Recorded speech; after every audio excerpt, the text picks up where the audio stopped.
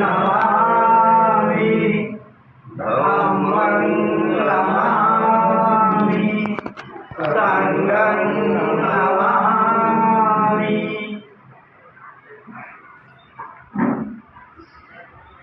ओम वन्दे भारतेनं कथं सर्वं अपराधं क्षमतु मे वन्दे द्वितीयं वियोगास वन्दामि वन्दे भारतेनं कथं सर्वं अपराधं क्षमतु मे वन्दे तृतीयं वियोगास वन्दामि वन्दे भारतेनं कथं सर्वं अपराधं क्षमतु मे वन्दे लोकास अहं वन्दे त्रिशरणेन सति पञ्चशीलं धम्मं याचामि अनुगं गत्वा शीलं देतमे वन्दे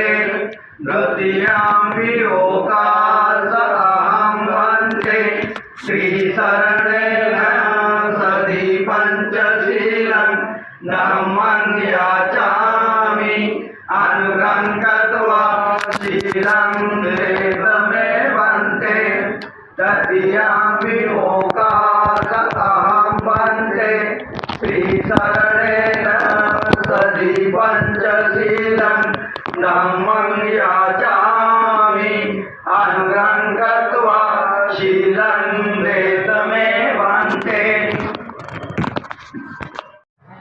सर्वांनी हात जोडायचे आहेत। यमहं वदामि तं देतमे नमो तस् भगवतो अरहतो सम्मा सम्बुद्धस्स भगवतो अरहतो सम्मा सम्बुद्धस्स नमो तस्स भगवतो अरहतो सम्मा सम्बुद्धस्स नमो तस्स भगवतो अरहतो सम्मा सम्बुद्धस्स।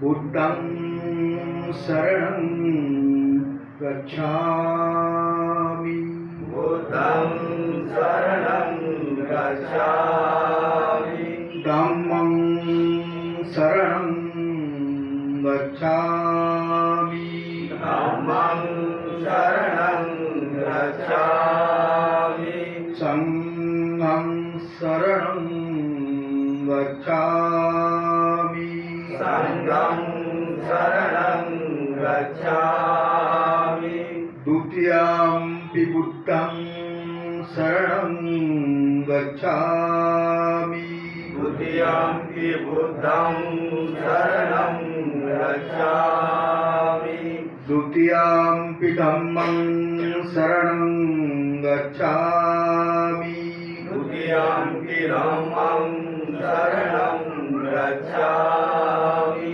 द्वितीयंपि संघं शरणं गच्छामि द्वितीयंपि संघं शरणं गच्छामि तृतीयंपि बुद्धं शरणं गच्छामि तृतीयंपि बुद्धं शरणं गच्छामि तृतीयंपि धम्मं शरणं गच्छामि तृतीयंपि धम्मं शरणं गच्छामि तृतीयंपि संघं शरणं गच्छामि तृतीयंपि संघं शरणं गच्छामि शरणगमनं सम्पूर्णं अहं वन्दे पाणातिपाता वीरमणि शिखापदं समादयामि पाणातिपाता वीरमणि शिखापदं समादयामि अतिन्नादा समादियामि अदिन्नदाना वेरमणि सिक्खापदं समादियामि कामेषु मिथ्याचारा वीरमणि शिक्षापदं समादियामि कामेषु मिथ्याचारा वेरमणि सिक्खापदं समादियामि मुसावादा वीरमणि शिक्षापदं समादियामि मुसावादा वेरमणि सिक्खापदं समादियामि सुरामेरय मद्यपमादठाना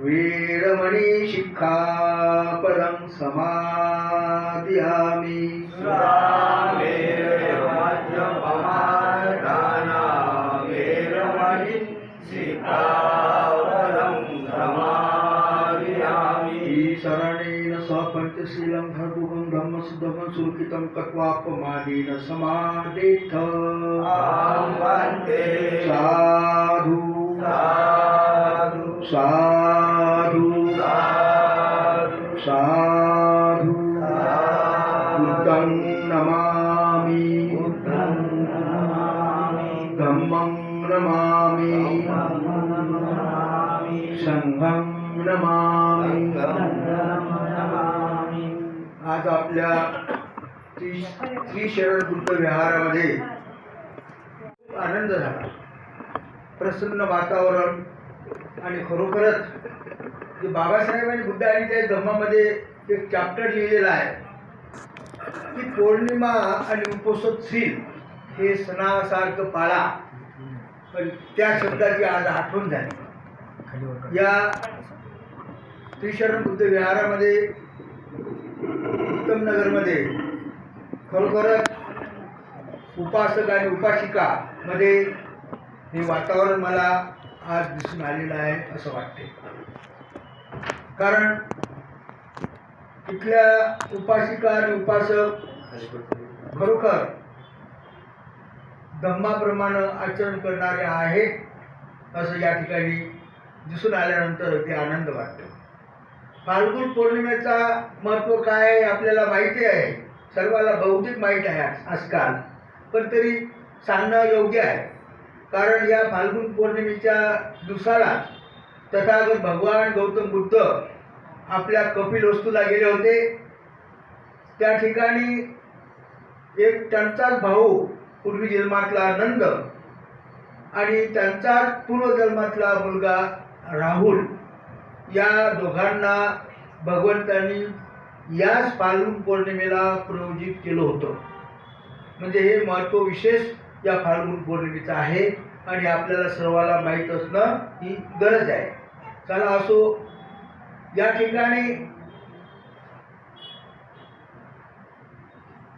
भंते राजरत्न, भंते नाक्षर हे दोन भंतेची आपल्याला पौर्णिमेचं महत्त्व मी थोडक्यात सांगितलेलं आहे. पण भंतेजीकडून आपण कधी कधी देशना श्रवण केली पाहिजे, कधी कधी धम्म श्रवण करो, कधी कधी दररोज नसलं तरी चालेल, पण आज तो योग आपल्याला लाभला आहे. आणि म्हणून सर्वप्रथम पूज्य भदंत नाक्षेंजी मी यांना सूचित करतो की त्यांनी आपल्या बुद्ध देशनेला सुरुवात करावी. म्हणा साधू साधू साधू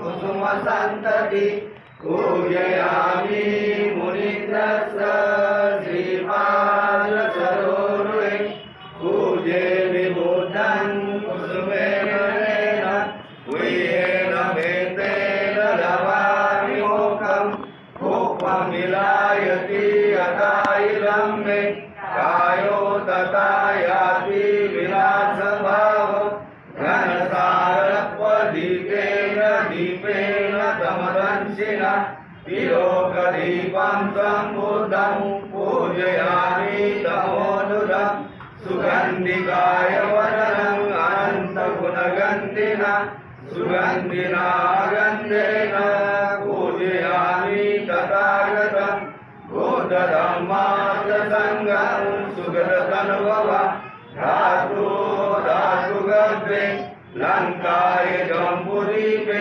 तिलसपुरवरे नागलोके सरूपे सभ्य बुद्ध समीपे सकल रसदिशे एचलोमादिधातु वन्दे सभ्ये विबुद्धं दशबलतनुजं बोधिचेत्यं नमामि वन्दामि चेत्यं सर्वं सर्वठानेषु प्रतिष्ठितं शारीरिकधातु महाबोधि बुद्धरूपं सकलं सदा सकलविद्याविदुरज्ञानं देवरूपं सुजीव निमलचक्षु गभीरघोषं गौरवर्णं सुकाय अभयचित्तं निवयकामं सुरतधम्मं सुप्रेम विरतरज्यं सुधननेतं भीमरावं सरामि भीमरावं सरामि भीमरावं सरामि दिव्य प्रवरद्ध तुम्ही साधु वरदान तुम्ही आद्य कुलभूषण तुम्ही भीमराजा सकल विद्यापती ज्ञान सत्संगती शासनमती बुद्धि तेजा पंकजा नरवरा रत्न स्वर्ण उद्धरा भगवंत नामसागरा भक्त काजा चौदार संगरी शरण हरिता करी रामला हरिपुरी वक्र रूपा मुक्ती पद कोणता जीर्ण स्मृती तारिका उजाळीला हरिका मार्ग साधा राष्ट्र घटना कृती शोभते भारती महामानव बोलती सार्थ संज्ञा शरण बुद्धासमी शरण धम्मासमी शरण संघासमी भीमराया साधु साधु साधु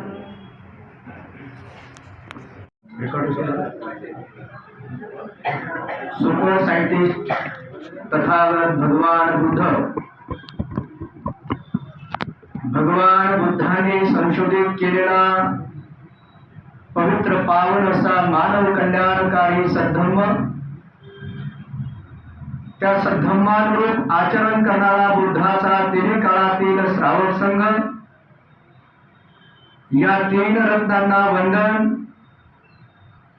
या तीन रत्नांना तुम्हा सर्वांना नव्हे तर या संपूर्ण भारत देशाला ज्यांनी या तीन रत्नांचं दर्शन घडवून या देशावर अनंत असे उपकार केले, असे परमपूज्य बोधिसत्व डॉक्टर बाबासाहेब आंबेडकर, त्यागमाता रमाई यांच्या जीवन कार्याला आणि त्यागाला अभिवादन करून आज या नाशिक शहरातील उत्तम नगरातील श्री शरण बुद्ध विहारामध्ये 2026 या वर्षामध्ये ही फाल्गुन पौर्णिमा संपन्न होत आहे. या निमित्ताने इथे उपस्थित आपणाला श्री शरण पंचशील आणि मंगल आशीष प्रदान करण्यासाठी आम्ही इथे जमलो. आमच्या सोबत पूजनीय भदंत राजरत्नजी आलेले आहेत, जे राजूनगर लेखानगर इथं राहतात. आपण वेळेचं भान ठेवून थेट धम्मदेशनेला प्रारंभ करूया. भंतेजींनी सांगितलं की या फाल्गुन पौर्णिमेचं महत्व काय आहे. सिद्धार्थ बोधिसत्वाला ज्ञान प्राप्त झाल्यानंतर प्रथमच बुद्ध कपिलवस्तू नगरीमध्ये येतात. हे पहिलं वैशिष्ट्य. कुटुंबियाची भेट होते आणि राहुल नंद या दोघांची संघामध्ये दीक्षा होते. हे या पौर्णिमेचं महत्व. या पौर्णिमेच्या निमित्ताने हितगुण साधत असताना आपण पाहूया आपण स्मरण करूया की बुद्ध कपिल वस्तूला आलेले आहेत. Welcome to the world of Press On. Kapil वस्तूला आलेले आहे आणि ते काय करत आहेत? चारिका करत आहेत. तेव्हा शुद्धोधन काय म्हणतात? अरे तुझ्या सहित संपूर्ण भिक्खू संघाला मी भोजनदान देऊ शकतो हे तुला माहीत असताना सुद्धा तू चारिका करतोयस, नाही का? तर बुद्ध काय म्हणतात? चारिका करणे हा आमचा धम्म आहे, नाही का? हा माझा वंशज आहे बुद्धाचा आणि तुमचा वंशज वेगळा आहे, हे शुद्धोधनाला दाखवून देतात. आणि जेव्हा शुद्धोधनाच्या विनंतीनुसार मग राजा तथागत भगवान बुद्ध हे त्या शुद्धोधन राजा पित्याच्या महलामध्ये जातात. तुम्हा सगळ्यांना हा प्रसंग माहीत आहे की भगवान बुद्ध भिक्खू संघाच्या समवेत बसलेले आहेत. सर्वजण दिसतात परिवारातील, पण तिथे कोण दिसत नाही? यशोधरा दिसत नाही. आणि मग ते विचारतात, या धर्तीवर पती पत्नी कसे असावे याचं उत्तम उदाहरण जर तुम्हाला पाहायचं असेल तर ते यशोधरा आणि सिद्धार्थाचं आहे. असीम प्रेम असणार आदर्श पती पत्नी, प्रेमाचं सर्वात उत्तम असं उदाहरण सिद्धार्थ बोधिसत्व बुद्ध होईपर्यंतच्या कालखंडामध्ये सुद्धा जसं जसं सिद्धार्थाने वैराग्य पत्करलं त्या वैराग्याचं अनुकरण करण्याचा प्रयत्न त्या यशोधरेने सुद्धा केलेला आहे. अशी ती यशोधरा. मात्र प्रत्यक्षात जेव्हा बुद्ध आपल्या महालामध्ये येतात तेव्हा मात्र ती येत नाही. आणि जेव्हा बुद्ध विचारतात की यशोधरा कुठे आहे, तर म्हणतात की तिच्या महालामध्ये आहे, नाही का? आणि ती तिच्या महालामध्ये राहून काय करते आहे? तिचा मुलगा तिच्या जवळ आहे. फाल्गुन पौर्णिमेचं महत्व पाहतो आपण. तिचा मुलगा तिच्या जवळ आहे. तो राहुल तो विचारतोय की या हे सगळे सारखे बसलेले लोक आहेत, मुंडन केलेले, काशाय वस्त्र धारण केलेले, यापैकी मी कोणत्या माणसाला, कोणत्या व्यक्तीला समजू की हा माझा पिता आहे? तेव्हा ती काय म्हणते यशोधरा? सगळ्या महिलांनी, उपासिकांनी हे पाठ असावं, हे गेय असावं, हे गावं असं वर्णन ती करते. काय म्हणते? चक्रवरंकित रक्त सुपागो लखन मंडित आयतपान चमर छत विभूषित पादो ऐसहि तुझ पिता नरसिंह सख्य कुमार वरो सुकुमार लखन चित्तित पूर्ण शरीर लोकहिताय गतो नरवीरो ऐसहि तुझ पिता नरसिंह पुण्य ससंग निभो मुखवानो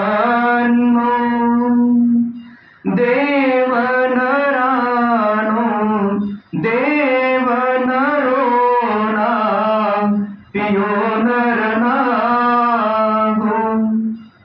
मत्त गरिंद विलासित गामी ऐसहि तुझ पिता नरसिंह खत्तिय संभव अगपुरीनो देव मनुषा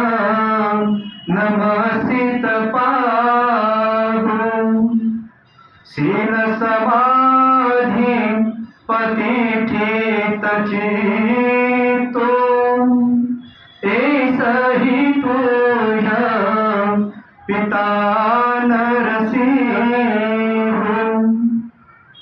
आयतयुत सुसंठित नासो गोपमुखो अभिनील सुलेतो इंद्रधनु अभिनील भमुको ऐसही तुझ्या पिता नरसिंह वट्ठ सुवट्ठ सुसंठित जीवो सिंह हनु मेघराज शरीरो कंचन सूक्ष्मी उत्तम वन्दो ऐसही तुझ्या पिता नरसिंह सिंध सुगंभीर मयूर सुदोषो हिंगन पाद सुरत सुजीवो विसति विसति सेत सुदंतो ऐसही तुझ्या पिता नरसिंह अंजन वन्न सुनील सुकेशो कंचन विशुद्धदला कंचन पट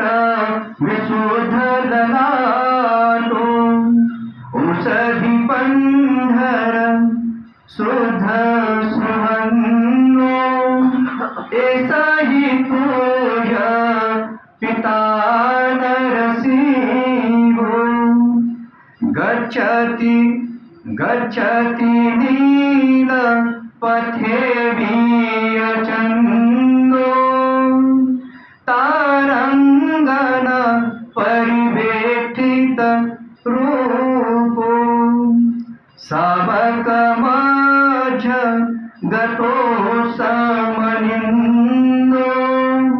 ऐसही तुझ्या पिता नरसिंह बाळा राहुल तो जो नरांमधील जो उत्तम असा पुरुष आहे ना जो नरांमधील जो शिव पुरुष आहे तो शिव पुरुष तुझा पिता आहे कसा ओळखायचा तुझा पिता चक्क वरंकित रक्त सुपार ज्याचे जे पाय आहेत जे रक्त वर्णाचे आहेत लखन मंडित आयत पंडी चामर छत्त विभूषित पादो ऐसही प्रिय पिता नरसिंह पूर्ण गाथेचा अर्थ सांगणार नाही वेळ लागेल साक्य कुमार वरो सुकुमारो लखन चित्तित पुण्य शरीर ज्याचं शरीर असं पुण्यमय आहे नाही का लोकहिताय गतो नरवीर जो नरवीर लोकहितासाठी झटतो आहे तो तुझा पिता आहे खूप सुंदर त्या शरीराचं त्या कपाळाचं नाही का आपल्या पतीचं इतकं सुंदर वर्णन करणारी ती यशोधरा आपल्या बाळाला सांगते की बघ हा जो सुंदर पुरुष आहे 32 लक्षणाने आणि महापुरुषाच्या 80 अनुवेदनाने युक्त असा जो महापुरुष आहे जो देव आणि मनुष्यांसाठी पूजित आहे देव आणि मनुष्यांसाठी पूजित आहे प्रिय आहे देव आणि मनुष्य नमस्थित पादो देव आणि मनुष्य ज्याला नमस्कार करतात ज्याच्या पायावर तो तुझा पिता आहे असं वर्णन आपण पूर्ण गाथा बघणार नाही कारण बोलताना घड्याळ पाहायचं आहे तर तो तुझा पिता आहे असं वर्णन ती यशोधरा करते आणि मग तो बाळ राहुल त्या पित्याकडे जातो आणि त्या पित्याला म्हणतो, आपल्या सगळ्यांना माहित आहे की आपली छाया सुद्धा किती गोड आहे. आपण माझे पिता आहात ना, तेव्हा आपली पित्याने मुलाला आपला वारसा दिला पाहिजे. मी तुम्हाला वारसा मागतो आहे. कोणता वारसा? सिद्धार्थ भगवान बुद्ध म्हणतात, अरे हा नश्वर धनाचा वारसा मी तुला देऊ इच्छित नाही. माझ्याकडे सोने चांदी हिरे माणिक मोती नाही आहे तुला द्यायला, पण माझ्याकडे असं जे धन आहे, तू जर ते का ग्रहण करशील, असं धन आहे जे कधी संपत नाही, असं धन आहे. आजकाल या नश्वर धनाचा, हे जी ऐहिक संपत्ती आहे, या ऐहिक संपत्तीचा वाटा अधिकार सांगणारे उत्तराधिकारी आपल्याला खूप मिळतात, पण विचाराचा उत्तराधिकार मागणारे आपल्याला मिळत नाही. तो विचाराचा उत्तराधिकार घेणारा या जगातला पहिला सुपुत्र होता, तो म्हणजे राहुल, जो आपल्या पित्याच्या मागोमाग गेला आणि पित्याने जे धन दिलं, धम्माचं ते धन त्याने घेतलं, अंगीकारलं, जोपासलं, नाही का? आणि मग भगवान बुद्ध त्याला सांगतात की माझा हा जो धम्म आहे, हा धम्म मी तुला देतो. आणि तो धम्म भगवान बुद्धांनी काही स्वतःच्या मुलासाठी दिला नाही, संपूर्ण जो जो धारण करेल त्याच्यासाठी दिलेला आहे. बहुजनांच्या हितासाठी, बहुजनांच्या सुखासाठी हा धम्म भगवान बुद्ध देत राहिले. तो धम्म तुम्हाला माहित आहे. तो धम्म धम्मपदाच्या एका ओळीमध्ये, एका गाथेमध्ये समावलेला आहे. सब पापस्त अकरणं कुशलस्त उपसंपदा सचित परियोदपनं एकं बुद्धान शासनं. सब पापस्त अकरणं, कोणतेच जे कर्म आहे, सब पापस अकरणं, सर्व पाप कर्म अकरणीय आहे. कुशलस्त उपसंपदा, पाप कर्म अकरणीय आहे. मग करण्यासारखं काय आहे? तर कुशलस्त उपसंपदा, कुशल कर्म संपादित केले पाहिजेत, अर्जित केले पाहिजेत, कमावले पाहिजे. कशासाठी? कशासाठी कुशल कर्म करायचे? कशासाठी पाप कर्म टाळायचे? तर सचित्त परियोदपनं, आपल्या चित्ताला शुद्ध करण्यासाठी आम्ही ह्या दोन गोष्टी केल्या पाहिजे. पाप कर्म टाळायचे आणि कुशल कर्म करायचे, केवळ आणि केवळ चित्ताला शुद्ध करण्यासाठी. एतं बुद्धान शासनं, ही बुद्धांची शिकवण आहे. बस एवढ्या धम्म सामावलेला आहे. पाप कर्म टाळणे, कुशल कर्म करणे, करण्याचा हेतू काय आहे? तर चित्ताला शुद्ध करणे. चित्ताला शुद्ध करणे एवढाच धम्म आहे. मग चित्ताला शुद्ध करण्यासाठीच आम्हाला शिलाचं पालन करायचं आहे आणि पारमितांचे घडे भरायचे आहे, फक्त आणि फक्त चित्ताला शुद्ध करण्यासाठी. ही शिकवण भगवान बुद्धांनी अनेक भिक्खूंना दिली, अनेक भिक्खूंनी अनेक उपासकांना दिली. ही शिकवण, ही बुद्धाची शिकवण, ज्याला धम्म म्हणतात, हा धम्म 7 समुद्राच्या पार गेला. गेला की नाही? 7 समुद्राच्या पार हा धम्म गेला. आणि काय झालं नंतर? शिकवण हे अंगीकारत होते, लोक जीवनात उतरवत होते आणि त्या शिकवण जीवनामध्ये उतरवल्यामुळे आपल्या जीवनामध्ये सुख शांतीचा अनुभव घेत होते, आपल्या जीवनामध्ये कल्याण साधत होते. परंतु कालांतराने काही ठिकाणी असं झालं की शिकवण अंगीकारणे नाही, फक्त बौद्ध व्यक्तीच्या पोटी जन्म झाला म्हणून बौद्ध, जसं की आता ब्राह्मणाच्या पोटी जन्म होतो म्हणून ब्राह्मण. मग त्यावर भगवान बुद्ध सांगून गेले, नजच्या होती ब्राह्मणो नजच्या होती वत्सलो कम्मान होती ब्राह्मणो कम्मान होती वत्सलो. जन्माने कोणी ब्राह्मण होत नाही, जन्माने कोणी शूद्र होत नाही. माणूस कर्माने ब्राह्मण होतो, कर्माने शूद्र ठरतो. जर हे ब्राह्मणाच्या साठी आहे तर का बौद्धासाठी नाही का? अरे बौद्ध व्यक्तीच्या पोटी जन्म झाला म्हणून कोणी बौद्ध ठरत नाही, ती शिकवण अंगीकारावी लागेल, ती शिकवण शिकावी लागेल, आपल्या जीवनात उतरवावी लागेल, तो खऱ्या अर्थाने बौद्ध असेल. परंतु नंतर काय झालं की केवळ बौद्ध व्यक्तीच्या पोटी जन्म झाला म्हणून बौद्ध ठरलं गेलं आणि त्याच्या कालांतराने पुढे बौद्ध धर्मामध्ये महायान, हिनयान, वज्रयान असे वेगवेगळ्या प्रकारचे पंथ पडले आणि या पंथांमध्ये एक वज्रयान नावाचा एक पंथ होता. हा वज्रयान आजही आहे. यामध्ये तंत्र तांत्रिक बाबी समाविष्ट होत्या, नाही का?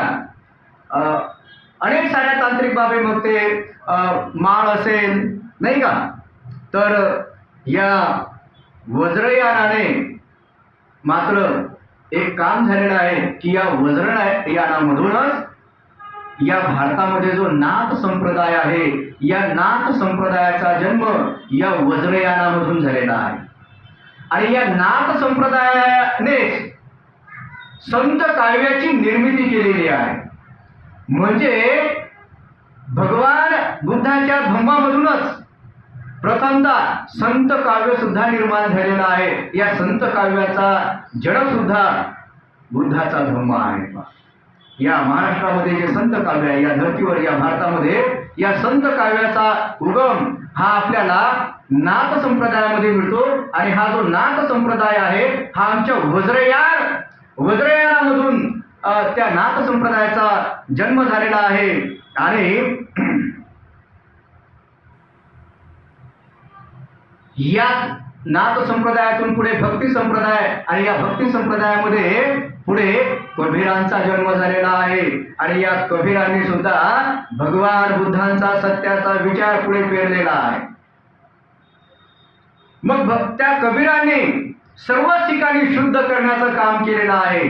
जेव्हा आमचे लोक माळ जपायचे, मग त्यावर सुद्धा संत कबीरांनी प्रहार केला. कसा प्रहार केला? हे माळ जपणे काय आणि दररोज अर्थाला न जाणता दररोज पूजापाठ वंदना म्हणणे काय सारखंच आहे. आपण जे म्हणतो त्याच्या अर्थाला आम्ही जाणलं पाहिजे, त्या अर्थाला जाणण्याचा प्रयत्न केला पाहिजे आणि ते जीवनात उतरवण्याचा प्रयत्न केला पाहिजे, तर त्याला अर्थ आहे.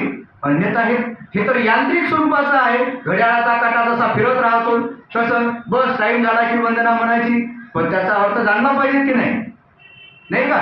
नाहीतर शब्द बिचारा क्या करे, अर्थ न समझे कोई, अर्थ बिचारा क्या करे, जिसे जीवन में न उतारे कोई. तर आमच्या कबीरांनी मग त्यावर एक प्रहार केला. काय म्हणतात कबीरजी? हातामध्ये माळ आहे.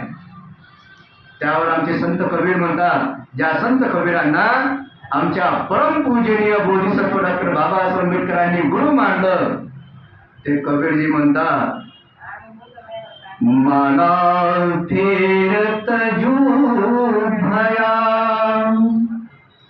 माला फेरत जूर भया, फिरान मन का फेर, कर का मन का डारी दे, मन का फेर, कर का मन का डारी दे, मन का फेर. जे बुद्धाने सांगितलं, सचित्त परियोदपणम एतं बुद्धान शासनम. आमच्या संत कबीराने तेच सांगितलं. काय सांगितलं? माला फेरत जुग भया. जुग म्हणजे युग. अरे माला फेरत फेरत फेरत युग गेली, पण काय? फिरान मन का फेर. तू मनाला तपासलंच नाही, पण मला मात्र तपासत आहेस, जपत आहेस. असे युग गेले मला जपून. फिरान मन का फेर, कर का मन का डारी दे.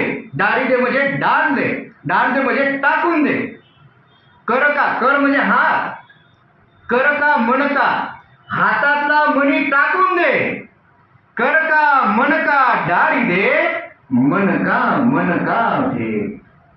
अरे मनाला जरा तपास, त्या मनाचा मनी तपास, हातातला मनी सोडून दे आणि मनाचा मनी तपास, खऱ्या अर्थाने तुझ्या जीवनाचं कल्याण होईल.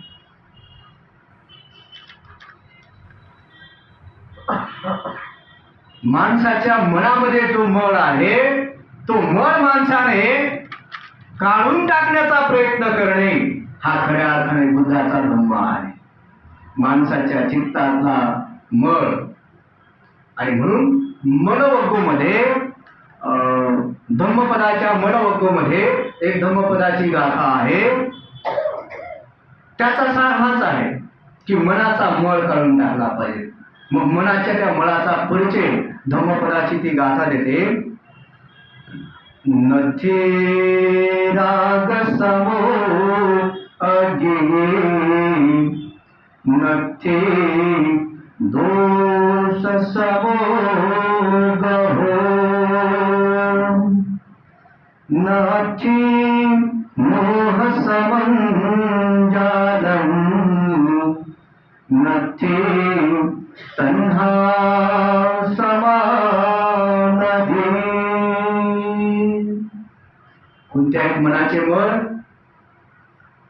बुद्ध म्हणतात नथी राग समो अग्नी. अग्नी म्हणजे आग. राग जो आहे की राग म्हणजे आसक्ती. राग म्हणजे क्रोध नाही. आपण रागाला म्हणजे क्रोधाला राग म्हणतो, पण पाली भाषेमध्ये राग म्हणजे आसक्ती, अटॅचमेंट, जे आपल्याला हवंसं वाटते, आसक्ती, त्याला राग म्हटलेला आहे. तर बुद्ध म्हणतात नथी राग समो अग्नी. आसक्ती सारखा दुसरा कोणताच अग्नी नाही. तुम्ही अग्नी पाहिल्या असतील, तुम्ही शहरातले लोक आहात, आता कुठं अग्नी आग लागत नाही.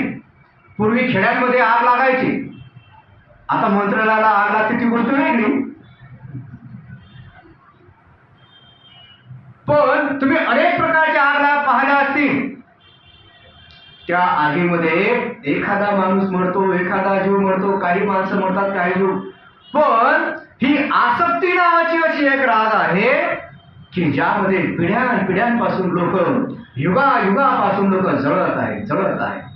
अरे मला हे भेटलं नाही, अरे मला हे भेटलं नाही, जळत आहे, मनामध्ये जळत आहे. नथी राग समो अग्नी, नथी दोष समो गहो. दोषासारखा कोणता ग्रह नाही म्हणतात भगवान म्हणतात. ग्रह म्हणजे गह म्हणजे ग्रह म्हणजे गाठ. दोष म्हणजे द्वेष. मनामध्ये जो द्वेष नावाचा मळ उत्पन्न होतो त्या द्वेषासारखी कोणती गाठ नाही बा. तुम्ही गाठी अनेक पाहिल्या असतील दोरीच्या वेगवेगळ्या, पण मनामध्ये जी द्वेषाची गाठ बांधलेली असते ती गाठ, त्या गाठीसारखी महाभयंकर गाठ कुठंच नाही. एखादा आपला शत्रू असेल, आम्ही मंगल मैत्रीची रॅली निघते, भिक्खू संघ कधी कधी येतात आणि मग मंगल मैत्रीची रॅली निघते. सबका मंगल सबका मंगल सबका मंगल होय रे. उपासक उपासिका श्वेतवस्त्र धारण करून निघतात आणि तेवढ्यात का आपल्या दुश्मनाचं घर आलं. अरे बाबा साऱ्या जमान्याचं मंगळ हो पण हा सोडून हो. उपासिका महिला तर आमच्या बऱ्याच वेळा म्हणतात मी तिला 7 जन्म विसरणार नाही. किती जन्म? 7 जन्म. बुद्ध सांगून गेले की नथी दोष समो गहो. द्वेषासारखी कोणती गाठच नाही बांधली ना की 7 जन्मापर्यंत. 7 जन्म तुम्ही जर समजा द्वेषाची गाठी बांधणार आहात तर त्याने नुकसान तुमच्या दुश्मनाचं होणार नाही. त्याने नुकसान तुमच्या दुश्मनाचं होणार नाही, त्याने नुकसान तुमचं होणार आहे. कारण बुद्ध काय म्हणतात की माणसाच्या मनामध्ये जे काही उत्पन्न होते त्याचा तुमच्या शरीरावर परिणाम पडत असतो. मन आणि शरीराचं एक नातं आहे. हे समजून सांगत असताना मी उदाहरण देत असतो की जर समजा तुम्ही पाऊल वाटेने जातात आणि रस्त्याने चालता चालता तुम्हाला जर साप दिसला त्याचा तुम्हाला धक्का लागणार आहे अर्ध्या फुटाच्या अंतरावर, सावलं ते दूरच, पण जसा तो दिसतो अर्धा फुटावर तसा तुम्हाला घाम येतोय की नाही? कशामुळे आला घाम? भीतीमुळे. भीती कुठं उत्पन्न झाली? मनामध्ये. भीती उत्पन्न झाली मनामध्ये आणि घाम कुठं आला? संपूर्ण शरीरामध्ये आला. होतोय ना असं? म्हणजे मनामध्ये जी ही गोष्ट उत्पन्न होईल ती तुमच्या शरीरावर परिणाम करते. मग भीती आहे, द्वेष आहे, तिरस्कार आहे, वासना आहे, ह्या ज्या निगेटिव्ह गोष्टी आहेत ह्या जेव्हा जेव्हा मनात उत्पन्न होतात निगेटिव्ह प्रकारचा हार्मोन्स तुमच्या बॉडीत तयार होतो. तो हार्मोन्स म्हणजे एक प्रकारचं सौम्य प्रकारचं विष आहे की जो कालांतराने एखाद्या आजाराला जन्म देतो. या विरुद्ध जेव्हा आमच्या चित्तामध्ये मंगल मैत्री, करुणा, मुदिता, उपेक्षा, दया, परोपकार असे भाव आमच्या चित्तामध्ये जेव्हा उत्पन्न होतात तेव्हा एक पॉझिटिव्ह हार्मोन्स आमच्या बॉडीमध्ये तयार होतो जो आमच्या चित्तामध्ये सौम्य प्रकारचं अमृत तयार करतो, जो आम्हाला दीर्घ आयुष्य प्रदान करतो, जो आमच्या चेहऱ्यावर प्रसन्नता आणतो, जो आम्हाला निरोगी ठेवण्यासाठी मदत करतो. मग सांगा, जी व्यक्ती एखाद्या व्यक्तीविषयी 7 जन्मापर्यंत द्वेष ठेवू इच्छिते, नुकसान कोणाचं होणार आहे? ज्याच्या चित्तामध्ये द्वेष जागेल त्याचं नुकसान झाल्याशिवाय राहत नाही. हा भगवान बुद्धाचा धर्म आहे. आणि यासाठी बुद्ध म्हणतात की सचित्त परियोदपनं येतं बुद्धासन शासन. यासाठी बुद्ध म्हणतात की तुम्ही मनाचं शुद्धीकरण करा. कशासाठी? तुमचं जर भलं करून घ्यायचं असेल, तुम्हाला जर स्वार्थ साधून घ्यायचा असेल, तुम्हाला जर परमार्थ साधून घ्यायचा असेल, तुम्हाला जर तुमचं आरोग्य चांगलं मिळवायचं असेल, तुम्हाला दीर्घ आयुष्य मिळवायचं असेल, तुम्हाला जीवनामध्ये प्रसन्नता मिळवायची असेल तर चित्तामध्ये शुद्धता आवश्यक आहे. आणि म्हणून आम्ही सज्जन हो काय केलं पाहिजे? आम्ही आमच्या चित्तामध्ये सतत आणि सतत सर्वांविषयी मंगल मैत्री केली पाहिजे. माझं मंगल हो, सर्वांचं मंगल हो, अरे सर्व दुश्मनाचं सुद्धा मंगल हो, कारण ही मैत्री माझ्या चित्तामध्ये आहे, त्याचा लाभ मला झाल्याशिवाय राहणार नाही का? जाता जाता हा जो धर्म आहे हा असा आहे. हा तुम्ही भीती अनुभवली पण मैत्री नाही अनुभवली ना. भीतीमुळे घाम येतो पण मंगल मैत्रीने सुद्धा आमच्या बॉडीमध्ये काय निर्माण होते हे कोणाला समजेल? ज्याने प्रत्यक्ष करून पहा. आणि म्हणून जाता जाता वेळ होत आहे, जाता जाता एवढंच सांगतो. काय सांगतो? माझा आजच्या या पहिल्या भेटीचा तुम्हाला एवढाच संदेश आहे. काय? मी सांगतो म्हणून नव्हे, स्वतः तुम्ही अनुभवा. हा धम्म हो नवा नवा, दुःखारे विश्वसारे तुडुंब भरले आहे. व्याधी व्यथा जरा मरण तुझीच वाट पाहिरे. जीवन प्रवासी मानवा, विसाव शांतीचा हवा.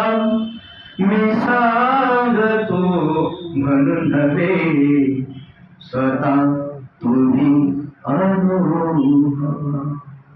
मैत्री केल्याने काय होईल हे तुम्ही स्वतः अनुभवायचा हाच धर्म आहे. एवढंच सांगतो आणि आपल्या सर्वांप्रती मंगल मैत्रीचा भाव प्रकट करतो. आपल्या सर्वांच्या घराघरामध्ये बुद्ध धम्म संघ पोहोचून आणि बुद्ध धम्माच्या बळाने आपल्या सर्वांचं जीवन, आपल्या परिवारातील सर्वांचं जीवन सुख शांतीने भरून जावं. तुम्हा सर्वांना तुमच्या सर्वांचे घर धन धान्याने विपुल होत, तुम्हाला निरोगी दीर्घायुष्याचा लाभ हो. तुमच्या मनातील ज्या इच्छा, ज्यामध्ये तुमचं आणि राष्ट्राचं भलं आहे, अशा सर्व इच्छा पूर्णत्वात जाऊ. आजच्या पौर्णिमेच्या शीतळ चंद्रासमान पूर्णत्वात जाऊ अशी मंगल कामना करतो. भवतु सर्वमंगलम, भवतु सर्वमंगलम, भवतु सर्वमंगलम.